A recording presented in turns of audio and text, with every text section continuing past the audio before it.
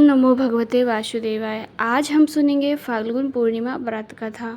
हर साल बुराई पर अच्छाई की जीत याद कराने के रूप में फाल्गुन पूर्णिमा तिथि पर होली का दहन किया जाता है एवं होली का यह पावन पर्व मनाया जाता है।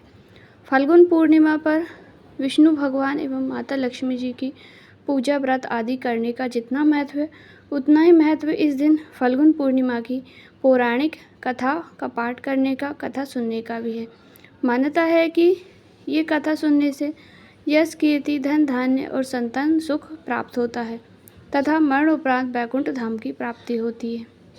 व्रत कथा महर्षि कश्यप जी की पत्नी एवं दक्ष पुत्री दिति के गर्भ से हिरण्यकश्यप और हिरण्याक्ष का जन्म हुआ।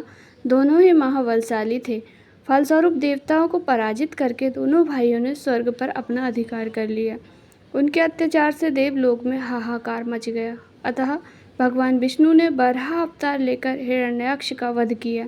अपने भाई की मृत्यु से क्रुद्ध हिरण्यकश्यप भगवान विष्णु को अपना शत्रु मान बैठा और उसने प्रतिशोध लेने के लिए भगवान ब्रह्मा की तपस्या करने लगा।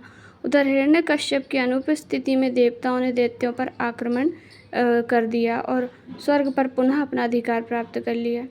हिरण्यकश्यप की पत्नी कयाधु उस समय गर्भवती थी, जिसे देवराज इंद्र ने बंदी बना लिया। वो कयाधु को लेकर अमरावती जा रहे थे, तभी मार्ग में उन्हें देवर्षि नारद मिल गए। नारद जी इंद्र के साथ कयाधु को देखकर बोले, देवराज आप इसे लेकर कहाँ जा रहे हैं? ये सुनकर इंद्र ने कहा, हे महर्षि, कयाधु गर्भवती हैं। इसके गर्भ में हिरण्यकश्यप जैसे दुष्ट आत्मा का अंश है, जिसका वध करके मैं इसे छोड़ दूंगा। इस पर देवर्षि नारद जी, इसके गर्भ में तो श्री नारायण का परम भक्त है, अतः इसे छोड़ दो। इंद्र नारद मुनि की ये बात सुनकर देवराज ने कयाधु को छोड़ दिया। देवर्षि नारद हिरण्यकश्यप की पत्नी को अपने आश्रम में ले गए और बोले, बेटी, जब तक हिरण्यकश्यप की तपस्या पूरी नहीं हो जाती, तुम निश्चित होकर यहीं रहो। तब से कयाधु देवर्षि नारद के आश्रम में रहने लगी और उसके दिव्य प्रवचनों का रसपान भी करती रही, जिसका गर्भ में पल रहे शिशु पर भी बहुत गहरा प्रभाव पड़ा।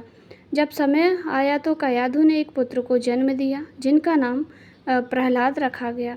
इधर हिरण्यकश्यप की तपस्या जब पूरी हो गई तो ब्रह्मा जी ने प्रसन्न होकर उसे मन वांछित वरदान दिया, जिसके पश्चात वो अपने राज्य वापस लौट आया। कयाधु भी प्रहलाद को लेकर अपने पति के पास चली आई। प्रहलाद जब थोड़े बड़े हुए तो एक श्रेष्ठ गुरु के मार्गदर्शन में उनकी शिक्षा का प्रबंध किया गया। एक दिन जब हिरण्यकश्यप अपने समस्त मंत्रियों के साथ बैठे हुए थे, तभी प्रहलाद अपने गुरु के साथ वहां आए और पिता को कृतज्ञतापूर्वक प्रणाम किया। ये देखकर हिरण्यकश्यप अति प्रसन्न हुआ और बोला, वत्स प्रहलाद, तुमने अब तक की शिक्षा के दौरान कौन सी सबसे अच्छी बात सीखी, मुझे बताओ। ये सुनकर प्रहलाद ने कहा, पिताश्री, मैंने अब तक जो सबसे अच्छी बात सीखी वो ये है कि जो आदि, मध्य और अंत से रहित अजन्मा है, इस जगत के पालनहार है, दीन दुखियों के स्वामी हैं, उन श्रीहरि को मैं बारंबार प्रणाम करता हूँ। ये बात सुनकर हिरण्यकश्यप क्रोध से लाल हो उठा। उसने प्रहलाद के गुरु पर चीखते हुए कहा, अरे मूर्ख ब्राह्मण, तूने मेरे इस बालक को मेरे परम शत्रु का गुणगान करने की शिक्षा क्यों दी? प्रहलाद के गुरु ने कहा, दैत्यराज, आप क्रोध त्याग दें। ये बातें मैंने आपके पुत्र को नहीं सिखाई। ये सुनकर हिरण्यकश्यप आश्चर्यचकित हो गया और बोला, पुत्र बताओ, तुम्हें ये उपदेश, ये शिक्षा किसने दी? प्रहलाद बोले, हृदय में स्थित भगवान विष्णु ही तो संपूर्ण संसार के उपदेशक हैं। उनके अतिरिक्त कोई किसी को कुछ सिखा ही नहीं सकता। ये सुनकर हिरण्यकश्यप क्रोध से पागल हो उठा और बोला, अरे मूर्ख, मेरे सामने ये विष्णु कौन है? तू क्यों बार बार उस दुष्ट का नाम ले रहा है? क्या तू इसका परिणाम जानता है? हिरण्यकश्यप ने प्रहलाद को बहुत समझाया, मृत्युदंड का भय दिखाकर भी विष्णु भक्ति से दूर करना चाहा, परंतु प्रहलाद के मन में भगवान विष्णु के प्रति श्रद्धा इतनी थी, श्रद्धा तनिक भी कम न हुई। उसके पश्चात क्रोधित हिरण्यकश्यप ने अपने सेवकों को आज्ञा दी कि इस दुरात्मा को मौत के घाट उतार दो। इस शत्रु प्रेमी से मुझे कोई लाभ नहीं है, यह कपूत तो अपने ही कुल का नाश कर देगा।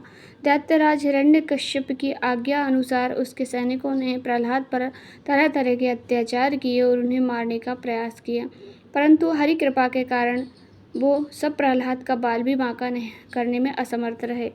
हिरण्यकश्यप यह सब देखकर बहुत क्रोधित हुआ। अंततः उसने अपनी बहन होलिका को आदेश दिया कि वो प्रहलाद को गोद में लेकर अग्नि में बैठ जाए, क्योंकि होलिका को यह वरदान प्राप्त था कि अग्नि से उससे कोई भी हानि नहीं होगी। अपने भ्राता का आदेश मानकर होलिका भक्त प्रहलाद को अपनी गोद में लेकर अग्नि में बैठ गईं।